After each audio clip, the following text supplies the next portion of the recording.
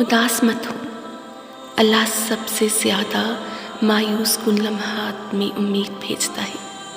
سب سے بھاری بارش تاریک ترین بادلوں سے ہی ہوتی ہے۔ جو چیز تم سے لے لی گئی ہے، ایک وقت ایسا بھی آئے گا کہ اس کی یاد تمہارے ذہن و دماغ سے نکال دی جائے گی، اور ان قریب اللہ تمہیں وہ چیز عطا کرے گا جس کی تمہیں توقع بھی نہ تھی۔ ہر چیز اللہ کے ہاتھ میں ہے، اس کا بھروسہ رکھو اور مسکراتے رہو، وہ کبھی بے سہارا نہیں چھوڑتا۔